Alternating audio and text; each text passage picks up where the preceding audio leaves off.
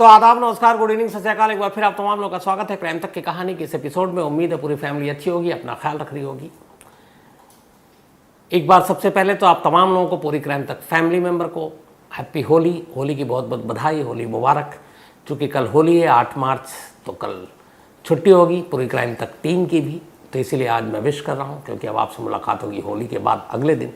और होली के साथ साथ कल 8 मार्च, तो हैप्पी विमेंस डे पूरी क्राइम तक फैमिली मेंबर को। कल भी मैंने विश किया, लेकिन आज एक बार फिर, क्योंकि कल मुलाकात तो होगी नहीं। तो होली और विमेंस डे दोनों की बहुत बहुत मुबारकबाद, बधाई। सब आप ऐसे ही अच्छे रहें, खुश रहें, आपकी ज़िंदगी रंगों से भरी रहे। अब आते हैं आज की कहानी के ऊपर। कई बार सोचकर आप देखें तो ही अजीब लगता है कि इंसान के साथ कभी भी कुछ हो सकता है, लेकिन एक इंसान को जब पता हो कि मुझे इतने बजे और इतने तारीख को और यहाँ पर और ऐसे मरना है, तो फिर उस मौत से पहले की उसकी ज़िंदगी कितनी कैसी होगी। वो कश्मकश, वो बेचैनी, वो डर, वो खौफ, वो दहशत। 19 जून 1953, 19 जून 1953 रात के करीब 8 बजे थे। न्यूयॉर्क सिटी से करीब 20 मील बल्कि 30 मील की दूरी पर एक जेल है न्यूयॉर्क सिटी में ही, सिंग सिंग प्रिजन। तो ये सिंग सिंग जेल है, वहाँ का बहुत ही हाई सिक्योर जेल। और 53 की बात है, मतलब करीब 70 साल पुरानी ये बात है। तो 19 जून की रात थी, 1953 का साल था, रात के 8 बजे थे। जेल के अंदर एक ख़ास कमरे में सारी तैयारियां हो चुकी थी। उस कमरे में, उस चैम्बर में बहुत सारे लोग बैठे थे, सारे हाई प्रोफाइल जुडिशरी के गवर्नमेंट ऑफिशियल, कुछ जो यहूदी धर्म के जो गुरु थे वो भी थे वहाँ पर। इसके बाद करीब 36 साल के एक नौजवान को उस चैम्बर में लाया जाता है। उसका नाम है जूलियस रोजनबर्ग। लाने के बाद उसे एक कुर्सी पर बिठाया जाता है। ये कोई आम कुर्सी नहीं थी, ये एक मौत देने वाली कुर्सी थी, क्योंकि उस वक्त 1953 में अमेरिका में मौत देने का जो तरीका था वो यही था कि आपको इलेक्ट्रिक चेयर पर बिठाया जाता और बड़े ज़ोर के करंट दिए जाते थे। तो जो तरीका था करंट देने का, 3 बार इलेक्ट्रिक शॉक दिए जाते थे, ताकि ये कंफर्म हो जाए कि सामने वाला मर चुका है। कई बार लोग पहले ही शॉक में मर जाते हैं। तो सारी तैयारियां हो गई, जूलियस को कुर्सी पर बिठाया गया, तमाम जो उपकरण है, इक्विपमेंट्स हैं, वो लगाए गए, सर पे कैप लगाया गया। और इसके बाद अब इंतज़ार था एग्जैक्ट घड़ी देखकर बटन दबाने का, और ठीक रात 8 बजे बटन दबाया गया। ये पहला इलेक्ट्रिक शॉक था। इत्तेफाक से जब पहला दबाया गया, इसके बाद चेक किया गया, तो पता चला कि जूलियस की मौत हो चुकी है, उसकी धड़कनें रुक गई हैं। तो 3 इलेक्ट्रिक शॉक देने की नौबत ही नहीं आई, पहले ही शॉक में जूलियस की मौत हो गई। जूलियस को कुर्सी से उतारा गया, उसकी लाश को वहाँ से ले जाया गया। इन सारी चीज़ों में 5 मिनट लगा। इसके बाद एक दूसरी कुर्सी तैयार थी, वही जेल, वही चैम्बर। और इस बार जूलियस की वाइफ एथेल रोजनबर्ग, जिसकी उम्र थी करीब 34 साल, 34 ईयर, उसे उस कुर्सी पर बिठाया जाता है। तमाम लोग मौजूद थे। फिर बटन दबाने की बारी आती है, वक्त होता है, इशारा होता है, स्विच ऑन किया जाता है। पहला इलेक्ट्रिक शॉक दिया गया, देखा गया कि अभी भी एथल जिंदा है, उसकी जिस्म में हरकत हो रही है। फिर थोड़ी देर के बाद दूसरा इलेक्ट्रिक शॉक, फिर तीसरा। एक बार में 3 इलेक्ट्रिक शॉक 1 गो में दिया जाता है, उस वक्त दिया जाता था। जब 3 इलेक्ट्रिक शॉक दे दिए गए एथल को, तो इसके बाद डॉक्टरों ने और बाकी जो वहाँ के एक्सपर्ट्स थे, फिर उन्होंने वो कुछ उपकरण हटाए और देखा, तो पता चला कि एथल की धड़कनें अब भी चल रही हैं, वो जिंदा है। इसके बाद 2 और शॉक दिए गए, कुल 5। जब 5वां शॉक दिया गया, तो एथल के सर से धुआं निकल रहा था।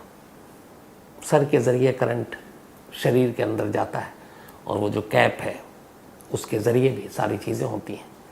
तो सारा जो वज़न और सारा करंट का जो प्रवाह होता है वो सर के थ्रू। तो उस वजह से शायद 5-5 बार शॉक दिए गए। तो सर से धुआं निकलने लगा था। जो चश्मदीद है उनके हिसाब से बस चिंगारियां तक निकल रही थी। 5 इलेक्ट्रिक शॉक के बाद फिर चेक किया गया, अब एथल की धड़कनें भी रुक गई थी। पति पत्नी दोनों की मौत हो चुकी थी। दोनों लाशों को वहाँ से उठाया गया। जेल के बाहर बहुत सारे लोग जमा थे, वहाँ की सिक्योरिटी भी देखनी थी। इसके बाद दोनों लाशों को वहीं रात भर रखा गया जेल के अंदर। अगली सुबह यानी कि 20 जून 1953 को जूलियस और उसकी वाइफ, इन दोनों की लाशों को वहाँ से निकाला गया और न्यूयॉर्क के ही एक जो यहूदियों का कब्रिस्तान है वहाँ ले जाकर उन दोनों को दफना दिया गया।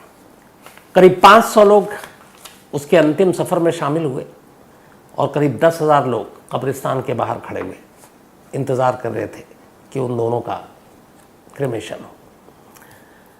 तो इन लोगों की मौजूदगी में न्यूयॉर्क के वेलवुड सेमेट्री में, जो जेविश सेमेट्री है, वहाँ पे जूलियस और एथल को दफना दिया गया। तमाम लोग, बहुत सारे लोग रो भी रहे थे और उन्हें लगा था कि इन दोनों के साथ गलत हुआ। और इसके साथ ही वहाँ पे उस दिन ये कहानी ख़त्म हो गई। मौत से पहले जूलियस और एथल के 2 बच्चे थे, दोनों छोटे थे बहुत। जब माँ बाप को मतलब एक तरह से मौत की सज़ा हुई इलेक्ट्रिक शॉक देकर, तो बच्चों को कोई पालने को तैयार नहीं था। उनका कहना था कि ये गद्दार के बेटे हैं, गद्दार के बच्चे हैं। लेकिन फिर कुछ एनजीओ थी यहूदी संगठनों की, उन्होंने उन बच्चों को गोद लिया, उन बच्चों की परवरिश की। अब सवाल ये है कि जूलियस और एथल को मौत की सज़ा क्यों दी गई? तो असल में 19 जून 1953 को इन दोनों को जब ये मौत की सज़ा दी गई, ये मौत उनके नसीब में 24 घंटे पहले आने वाली थी, 18 जून को ही आ जाती। लेकिन 18 जून को किसी वजह से इन दोनों को मौत की सज़ा नहीं दी गई और उसकी वजह ये थी कि यहूदियों में एक त्यौहार वीकली जो होता है, प्रेयर का दिन, तो इनके वकीलों ने कहा कि ये प्रेयर का दिन है और इस दिन इन दोनों को मौत देना उनके धार्मिक रीति रिवाज के खिलाफ। जज के साथ बहस हुई और जो वो शुरुआत होनी थी, इन्होंने पहले सज़ाए मौत की तारीख रखी थी 18 जून रात 11 बजे। तो चांद निकल जाता है 8-9 के बाद न्यूयॉर्क में उस वक्त। तो उसके बाद वो उनका जो जिसको सब्बात कहते हैं, उनके प्रेयर का दिन शुरू हो जाता है। तो ये था कि इस दिन इनको मौत नहीं दी जा सकती। तो ये डिफेंस की अपनी एक दलील थी मौत को टालने की, लेकिन ये उल्टा पड़ गया। जज ने कहा ठीक है। तो 18 जून को ये बहस चलती रही और डिफेंस ने और वक्त मांगा। तो जज ने कहा नहीं, अब वक्त नहीं देंगे, अब 18 नहीं तो 19 जून को इनकी मौत होगी, लेकिन 11 बजे रात नहीं बल्कि 8 बजे, ताकि दिन ना बदले और आपका वो जो प्रेयर का दिन है वो शुरू ना हो। तो इस तरीके से एक दिन बाद ये मौत हुई। 19 जून 1953 को जब 8 बजे इन दोनों को सजाए मौत दी गई, उससे 4 घंटे पहले 4 बजे तक व्हाइट हाउस में वकील लगातार दौड़ रहे थे और इस कोशिश में थे कि किसी तरह जो अमेरिकी प्रेसिडेंट है उस वक्त जो थे, वो इन दोनों को माफ़ कर दें और इनकी मौत की सज़ा को या तो कम कर दें। डेविड आइजनहॉवर ये यूएस के प्रेसिडेंट थे 1953 से 1961 तक, यूएस के 34th प्रेसिडेंट थे डेविड आइजनहॉवर। तो इनके पास व्हाइट हाउस में वकीलों की पूरी बैटरी थी जो जूलियस और एथल की इस मौत की सज़ा को रोकने की गुहार लगा रही थी। अमेरिका के इतिहास में, अमेरिकी तारीख में किसी सिविलियन हस्बैंड वाइफ को मौत की सज़ा देने का ये पहला मामला था सेकेंड वर्ल्ड वॉर के बाद। लेकिन तमाम कोशिश हो गई। इससे पहले सुप्रीम कोर्ट में स्टे लगाने की बारी आई, सुप्रीम कोर्ट ने हर बार मना किया। आखिरी उम्मीद थी व्हाइट हाउस अमेरिकी प्रेसिडेंट, लेकिन आइजनहॉवर ने भी 19 जून की शाम को इन दोनों के साथ रहम करने से साफ इनकार कर दिया और जब उन्होंने आखिरी गुजारिश खारिज कर दी, इसके बाद मौत के अलावा और कोई रास्ता बचा नहीं था और ठीक उसके 4 घंटे के बाद जूलियस और एथल को मौत की सज़ा दे दी। अब सवाल ये है कि इन दोनों को मौत की सज़ा क्यों हुई? अमेरिका के इतिहास में किसी सिविलियन हस्बैंड वाइफ को ये सज़ा पहली बार मिली, आखिर उन्होंने ऐसा गुनाह क्या किया था? तो इसकी कहानी 23 साल पहले शुरू होती थी 1953 से, यानी कि 1930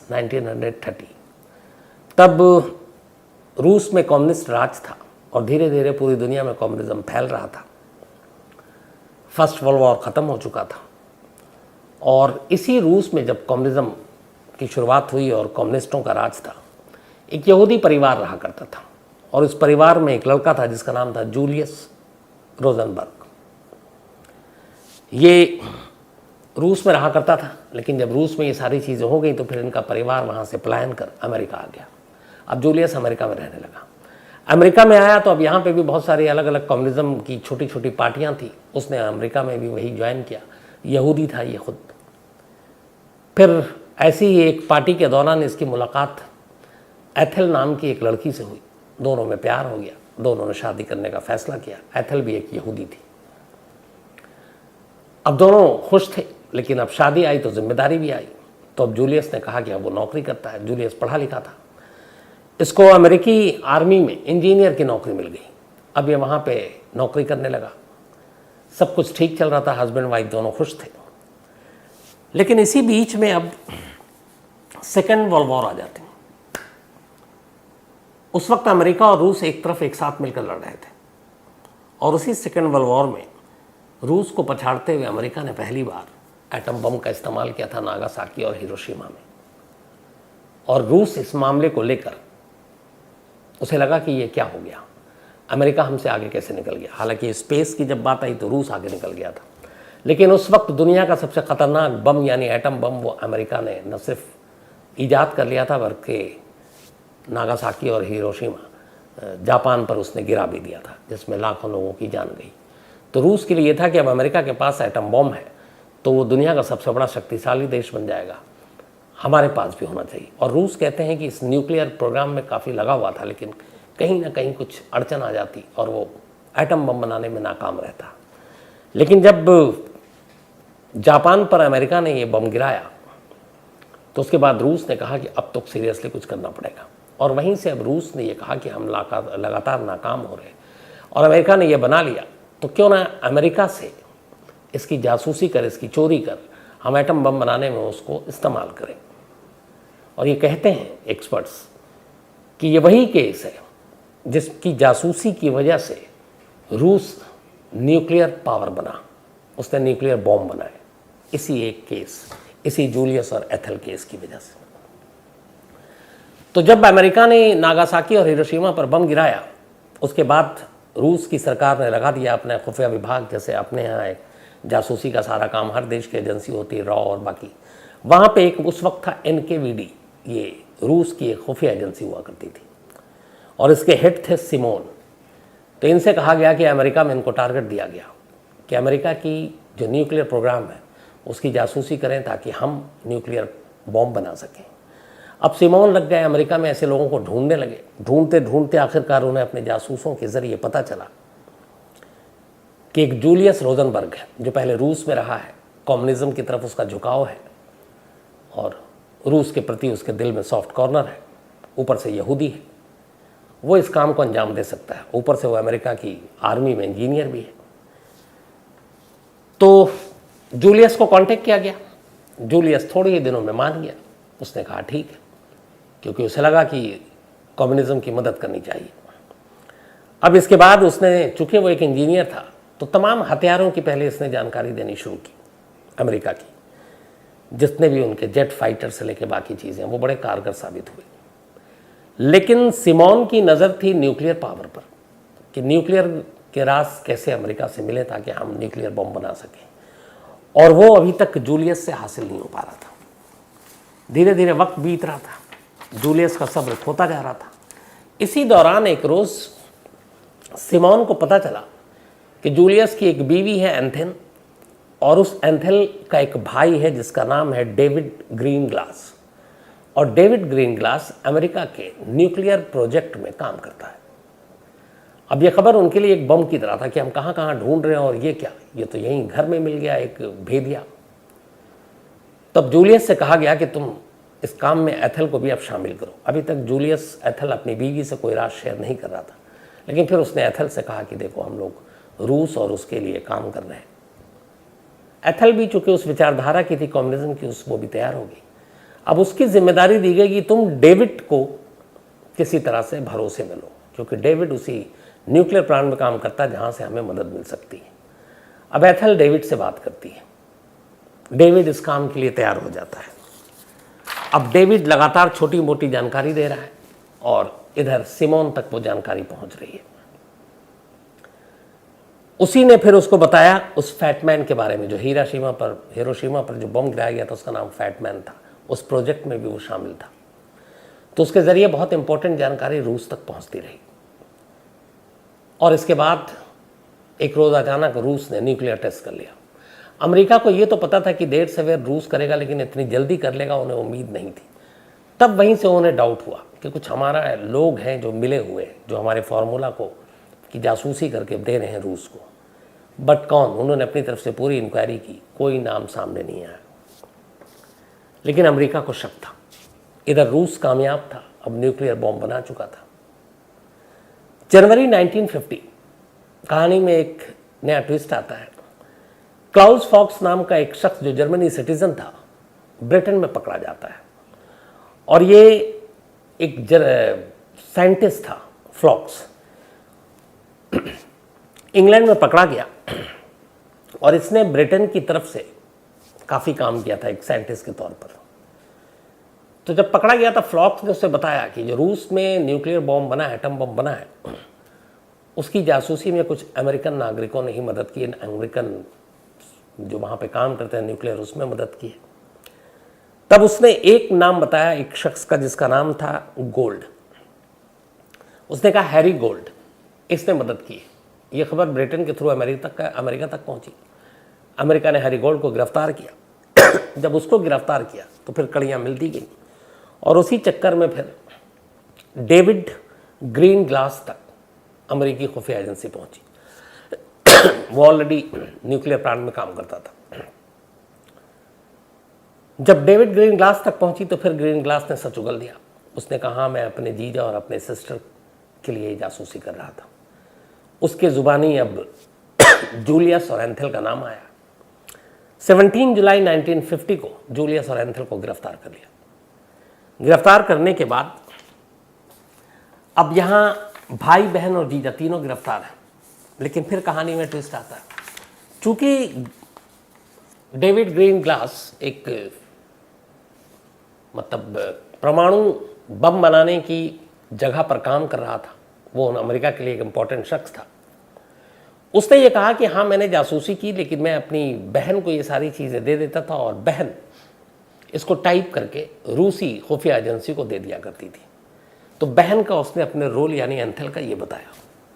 अब उसकी गवाही हुई और वो एक इम्पॉर्टेंट पार्ट था, लेकिन उसे उतनी सज़ा नहीं दी गई, बल्कि उसकी गवाही पर जूलियस और उसकी वाइफ एंथल, इन दोनों पर मुकदमा चला। और ये मुकदमा करीब 1951 में शुरू हुआ और 53 तक चला। 53 तक मुकदमा चला। मुकदमा चलने के बाद एक पूरी जूरी बैठी और जूरी ने आखिरकार 5 अप्रैल 1951 को सज़ा सुनाई और इन दोनों को सज़ाए मौत दी, जबकि डेविड ग्रीन ग्लास को कुछ साल की कैद दी। अब जब इनको सज़ा सुनाई गई मौत की, तो जितनी यहूदी कम्युनिटी थी, पूरा यूरोप और बाकी लोग, उन्होंने भी इसके खिलाफ आवाज़ उठाई। उन्होंने कहा कि ये जासूसी के मामले में किसी हस्बैंड वाइफ को अमेरिका के इतिहास में सज़ाए मौत देने का ये पहला मामला था। तो इतनी कड़ी सज़ा ना दें, बल्कि कुछ कम कर दिया जाए, क्योंकि एक तो एंथल के खिलाफ कोई डायरेक्ट सबूत नहीं था और ये बार बार कहा जा रहा था कि एंथल इसमें कहीं शामिल नहीं थी। हाँ, उसका पति जूलियस ज़रूर इसमें शामिल था, तो वाइफ को छोड़ दिया जाए। लेकिन जूरी मेंबर बैठी, सुप्रीम कोर्ट ने अपना सज़ा सुनाया, बात बनी नहीं, सज़ाए मौत बरकरार रही। 51 में सज़ा सुनाई गई, 53 आ गया 2 साल बाद। 2 साल के बाद अब ये हुआ कि इनको मौत की सज़ा दी जानी है। कहते हैं कि यूरोप, ब्रिटेन और बाकी जगहों पर इसको लेके काफ़ी विरोध प्रदर्शन हुआ। अमेरिकी राष्ट्रपति से अपील तक की गई कि ऐसा मत कीजिए, और मतलब कई मिलियन लोगों ने कैंपेन चलाया। लेकिन अमेरिका और अमेरिकी कोर्ट और अमेरिकी राष्ट्रपति, उनका एक ही स्टैंड था कि इस जासूसी की वजह से बहुत सारे लोग मारे गए अमेरिका के, और उनका एक दुश्मन देश एटम बम बनाने में कामयाब हो गया। इसलिए इसमें मुरब्बत नहीं की जा सकती। और यही वजह है कि सुप्रीम कोर्ट ने भी इसको कम करने से सज़ा मना कर दिया, वाइट हाउस ने रहम करने से मना कर दिया, और आखिरकार 19 जून 1953 की सुबह, मतलब रात 8 बजे, इन दोनों को फांसी दी गई, मतलब इलेक्ट्रिक चेयर पे बिठाया गया। कहते हैं आखिरी वक्त में हस्बैंड वाइफ ने किसी से कुछ नहीं कहा और बड़ी खामोशी से दोनों कुर्सी पर बैठे और दोनों ने अपनी जान दी। अब इसके बाद इन दोनों के बच्चों को गद्दार कहा गया, लेकिन कुछ संगठन ने उन्हें पाला पोसा, फिर उनको रूस ले जाया गया। धीरे धीरे वक्त बीता। इसके बाद अब जो रूस के टुकड़े हो गए, जब रूस के टुकड़े हुए, ये आप सबको पता ही है, रूस के टुकड़े होने के बाद फिर बहुत सारी चीज़ें बदली। उसी टुकड़े के दौरान फिर कुछ ऐसे दस्तावेज़ थे जो रूस से अमेरिका को मिले और उसमें एक नया खुलासा हुआ, और ये बात 1999 की है, मतलब करीब करीब 43-46 साल बाद दोनों की मौत के। उस डॉक्यूमेंट से ये पता चला कि हाँ, जूलियस ने जासूसी की अमेरिका के खिलाफ, लेकिन एंथेल का रोल नहीं था, और डेविड ने अपनी ही बहन को फंसा दिया अपनी बीवी को बचाने के लिए। उसने जितने भी परमाणु बम से जुड़ी हुई खुफिया जानकारी चुराई डेविड ग्रीनग्लास ने, वो उसकी बीवी टाइप करती थी, और उसकी बीवी टाइप करके रूसी खुफिया एजेंसियों को सौंप दिया करती थी।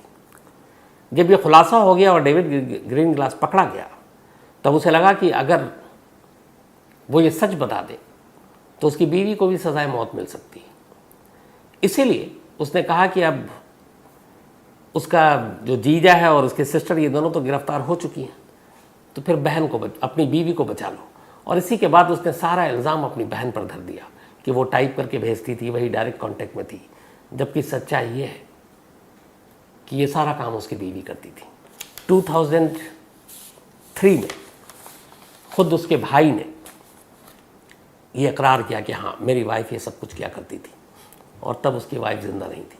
जब ये नया खुलासा हुआ, उधर उनके दोनों बेटे अब बड़े हो रहे, जूलियस और एंथेल के, और उन्होंने एक मुहिम चलाई कि मेरे माँ बाप को गलत फंसाया गया जासूसी के इल्ज़ाम में, वो गद्दार नहीं है, तो उनके उस सर पे जो लगा तोहमत है मौत के बाद, वो उस दाग को धुलना है।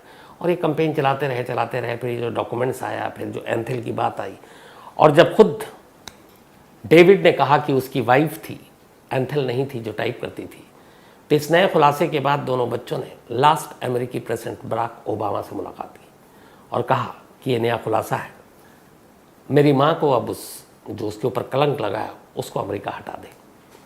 उन्होंने वादा किया, लेकिन फिर बराक ओबामा का टेन्योर भी ख़त्म हो गया। अभी 2023 है। 2023 में ये है कि दोनों बच्चों की मुहिम आज भी जारी है, लड़ाई आज भी जारी है, लेकिन उनकी माँ के सर पे जो कलंक लगा है, जो माथे पे कलंक है, जो एक तोहमत है एक जासूस होने का, जिससे खुद उसके अपने सगे भाई ने फंसाया, वो अभी तक धुला नहीं है। लेकिन बच्चों ने हार नहीं मानी है, उनका कहना है कि हमारी लड़ाई जारी रहेगी। तो ये थी अमेरिकी इतिहास की वो कहानी जिसमें एक पति पत्नी को पहली बार एक साथ मौत की सज़ा दी गई थी। अब तो अमेरिका के ज़्यादातर लगभग सभी जगह पे मौत की सज़ा पे रोक है। अब वहाँ 200, 300, 250 ऐसे कैद की साल की सज़ा दी जाती है।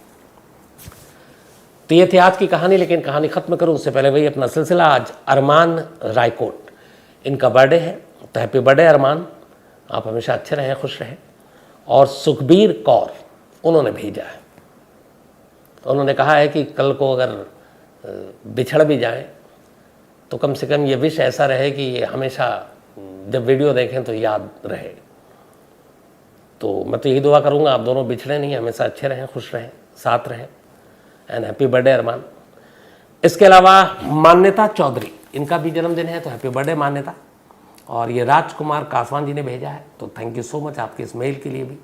रंजीत ओडेड्रा, इनका भी आज बर्थडे है, तो हैप्पी बर्थडे रंजीत साहब। और ये बीजे मेहर ने भेजा है। इसके अलावा विभा का भी आज जन्मदिन है, तो हैप्पी बर्थडे विभा। और ये शेखर साहब की पत्नी है और आशुतोष ने भेजा है। श्रीधर का भी आज जन्मदिन है, तो हैप्पी बर्थडे श्रीधर साहब। और श्रीकांत सुनीता जी ने भेजा है। इसके अलावा बेबी यादव और राकेश यादव, इनकी एनिवर्सरी है, तो आप दोनों को बहुत बहुत मुबारक। पप्पू कुमार ने भेजा और इन्होंने कहानी की फरमाइश भी की है। साथ ही संदेश भंडारी जी नेपाल से हैं, इनकी भी आज एनिवर्सरी है। इन्होंने नाम लिखा नहीं पत्नी का, लेकिन आप दोनों को बहुत बहुत बधाई। Amit Trivedi, thank you so much आपके मेल के लिए अमित साहब। इसके अलावा Priyanka Sharma, thank you so much. Gurmeet Singh, इन्होंने पूछा है मेरी उम्र क्या है, अब उम्र में क्या रखा है, तो इसलिए आप जो आपको लगे आप वही रख दीजिए। हेमंत अजाबे हैं, इन्होंने कहानी की फरमाइश की है। मानवेंद्र सिंह, इन्होंने भी एक कहानी की फरमाइश की है। साथ ही अनिल भोसले, जोशी अभयंकर केस की कहानी सुनना चाहते हैं, जो मैं ऑलरेडी सुना चुका हूं। इसी क्राइम तक की कहानी की लिस्ट में आपको मिल जाएगी। तो आज कहानी में इतना ही, लेकिन कहानी खत्म करने से पहले एक बार फिर पूरी क्राइम तक फैमिली मेंबर को हैप्पी होली, और साथ ही अपनी पूरी क्राइम तक फैमिली फीमेल अपनी जितनी भी मेंबर हैं, हैप्पी विमेंस डे। आप सभी अच्छे रहें, खुश रहें। अब हम लोगों की मुलाकात होगी होली के बाद, यानी थर्सडे को। तो कल होली मनाइए और मुलाकात करेंगे थर्सडे को किसी नई कहानी के साथ। तो अपना ख्याल भी रखिएगा। हैप्पी होली।